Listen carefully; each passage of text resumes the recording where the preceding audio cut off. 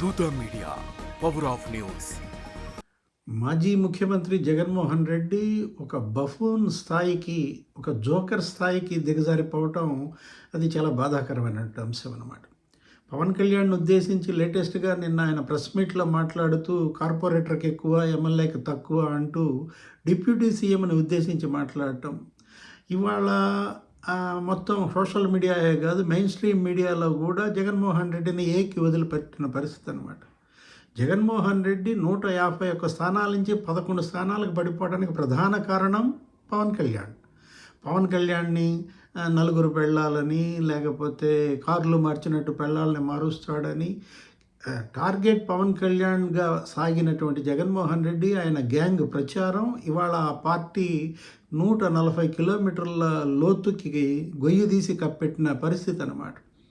ఇప్పుడు జగన్మోహన్ రెడ్డి లాగా దేశంలో ఏ మాజీ ముఖ్యమంత్రి అయినా ఒక జోకర్ స్థాయికి ఇలా దిగజారిపోయారా? ఇవాళ ఆలీకి ఎక్కువ, బ్రహ్మానందంకి తక్కువగా జగన్మోహన్ రెడ్డి పరిస్థితి కనపడుతోంది. అంటే జనరల్గా సోషల్ మీడియాలోనే కాదు, అసలు మొత్తం యూట్యూబ్లో ఎక్కడ చూసినా కూడా బ్రహ్మానందం మీమ్స్ పాపులర్. ఏ కమెడియన్ కూడా అన్ని రకాల హావభావాలతో మీమ్స్ లేవు. ఇవాళ జగన్మోహన్ రెడ్డి బ్రహ్మానందంతో పోటీ పడుతున్నాడా? అంటే ఆయన హావభావాలు, ఆయన యొక్క ఫీలింగ్స్ ఇవాళ నిన్న ఇచ్చిన ప్రెస్ మీట్నే ఆలీతో ఏదో సినిమాలో ఆలీ చేసిన కామెడీని పోలుస్తూ మనం చూసాం. వీడియో ఒకటి వైరల్ అవ్వటం అన్నమాట. విధానపరమైనటువంటి విమర్శలు చేయడంలో జగన్మోహన్ రెడ్డి ఘోరంగా విఫలమయ్యారు. కూటమి ప్రభుత్వం వైఫల్యాలను ఎండగట్టండి, ఏదన్నా లోపాలుంటే ఎత్తి చూపించండి. అదేమీ లేకపోగా నువ్వెందుకు తీసుకురాలేకపోయావు కేంద్రం నుంచి నిధులు ఇంత పెద్ద ఎత్తున?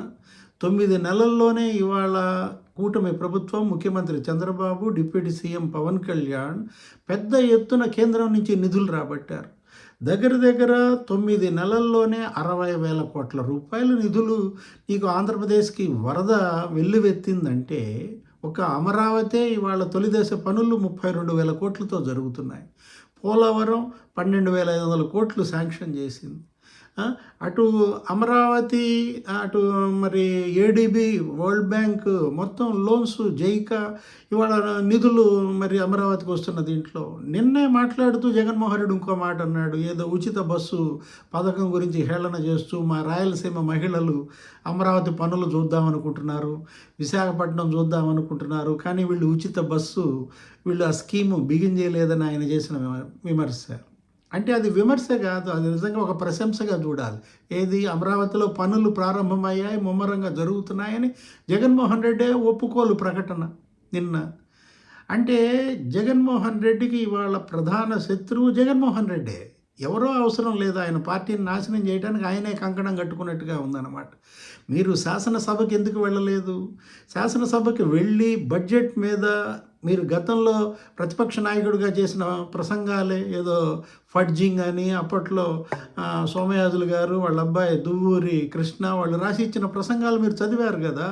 ఇన్సైడర్ ట్రేడింగ్ అన్నారు. ఆ విమర్శలే ఇప్పుడు ఎందుకని చేయలేకపోతున్నారు? అయ్యన్న పాత్రుడు అంటే భయమా, లేకపోతే రఘురామకృష్ణరాజు అంటే వణుక? ఇవాళ పారిపోతున్నటువంటి ప్రతిపక్ష నాయకుడిని చూస్తున్నాం. ఒక పిరికివాడిగా ఇవాళ జగన్మోహన్ రెడ్డి ప్రజల ముందు ఇవాళ దోషిగా నిలబడ్డాడు.